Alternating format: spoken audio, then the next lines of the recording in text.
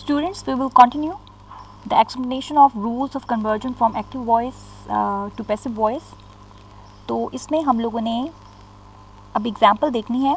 Active voice में एक sentence है, Sameer wrote a letter. Sameer is the subject, wrote is the verb and a letter is the object. जब conversion करेंगे passive voice में तो subject last में जाएगा, ऑब्जेक्ट स्टार्टिंग में आएगा. जैसे देखें आपको अ लेटर स्टार्टिंग में नज़र आ रहा है और बाय जो समीर है वो एंड में चला गया और हमने सब्जेक्ट एंड में ले जाके उससे पहले बाय लगाया हुआ है. और देखें क्योंकि ये पास्ट इंडेफिनिट का है तो इसमें वॉज या वर्ब में से कोई हेल्पिंग वर्ब आएगा. तो अ लेटर सिंगुलर है तो हम यहाँ पे वॉज लगाएंगे. और write, wrote, written, third form is written, तो हम यहाँ पे पास्ट पार्टिसिपल या थर्ड फॉर्म ऑफ वर्ब लगाएंगे. तो Sameer wrote a letter active voice में है और पैसिव वॉइस में आएगा a letter was written by Sameer. Okay, next one is next one जी. कुछ और भी रूल्स होते हैं एक्टिव को पैसिव वॉइस में कन्वर्ट करने के लिए. हमारे जो हैज़ हैव के हेल्पिंग वर्ब होते हैं वो हैज़ बीन और हैव बीन में कन्वर्ट हो जाते हैं. वॉज और वर, वॉज बीइंग और वर बीइंग में. हैड बीन में. विल शैल, विल बी और शैल बी में. विल हैव बीन और शैल हैव बीन में. Can be, could be, may be, might be और शुड बी में कन्वर्ट हो जाते हैं.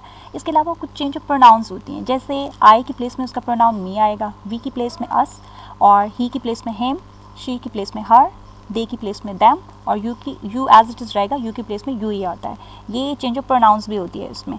उसके बाद में you will move to your next and that is the basic thing. देखें हमारे पास टेंसेस बताए हुए हैं कि किन की हम कन्वर्जन कर सकते हैं. जैसे अब ये देखें हमारे पास अगर प्रेजेंट इंडेफिनिट है तो उसमें हम लोग first form of verb use करते हैं, ठीक है, एक्टिव वॉइस में. और जब पैसिव में जाते हैं तो हमें हेल्पिंग वर्ब की ज़रूरत पड़ेगी इज़ आर एम की और हम third form of verb use करेंगे. उन्होंने यहाँ फॉर एग्जांपल एक वर्ब यूज़ किया है बीट का, तो बीट की थर्ड फॉर्म बीटन आ जाएगी.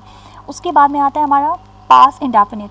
पास्ट इंडेफिनिट में हमारे पास क्या है, बीट का जो है सेकंड फॉर्म यूज़ होगी और पैसिव वॉइस में हम लोग क्या यूज़ करेंगे, वॉज वर के हेल्पिंग वर्ब और थर्ड फॉर्म बीटन आ जाएगी.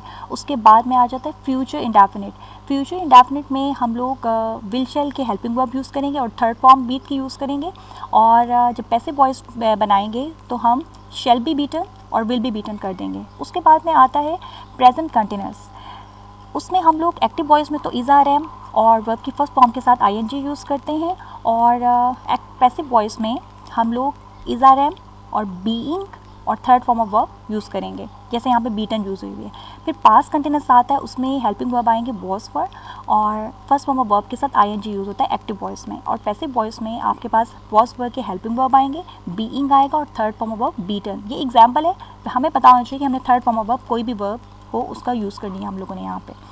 फ्यूचर कंटिन्यूस उसका शैल बी और विल बी होता है एक्टिव वॉइस में. Shall be beating and will be beating, कोई और भी वर्ब हो सकता है और इसके ऊपर ये अप्लाई नहीं होता. मीन्स हम फ्यूचर कंटिन्यूस का पैसिव वॉइस नहीं बना सकते और इंग्लिश रूल्स के अकॉर्डिंग नहीं बनाते. उसके बाद है परफेक्ट टेंसेस. प्रेजेंट परफेक्ट में हम एक्टिव वॉइस में हैज़ हैव और थर्ड फॉर्म ऑफ वर्ब जैसे बीटन यूज़ किया है और पैसिव वॉइस के अंदर हम लोग हैज़ बीन, हैव बीन और थर्ड फॉर्म ऑफ वर्ब जैसे बीटन यूज़ हुई है. फिर पास्ट परफेक्ट आता है, उसमें हैड और थर्ड फॉर्म आती है एक्टिव वॉइस में और पैसिव वॉइस में हैड बीन और third form of verb beaten जैसे यहाँ पे यूज़ हुई है. फिर है फ्यूचर परफेक्ट. फ्यूचर परफेक्ट में हमारे पास आ जाएगा शैल हैव बीटन या will have beaten active voice में और पैसिव वॉइस में आता है shall have been beaten, will have been beaten. कोई और वर्ब आ जाए जैसे यहाँ पे shall have done, shall have been done या विल हैव बीन डन, ठीक है. थर्ड फॉर्म ऑफ वर्ब की जो है यहाँ पे कंडीशन होती है. फिर आते हैं परफेक्ट कंटिन्यूस टेंसेस जैसे present perfect continuous, past perfect continuous या फ्यूचर परफेक्ट कंटिन्यूस. उसके ऊपर आप देख सकते हैं कि इसके एक्टिव वॉइस पे एप्लीकेबल नहीं होता और पैसिव वॉइस भी एज इट इज़ उसके ऊपर नॉट एप्लीकेबल इसीलिए लिखा हुआ है कि हम इसको पैसिव में कन्वर्ट नहीं करते. टेंसेस तो इसके हैं एक्टिव वॉइस के रिगार्डिंग बट हम उसके ऊपर पैसिव वॉइस को अप्लाई नहीं करते अकॉर्डिंग टू इंग्लिश रूल्स.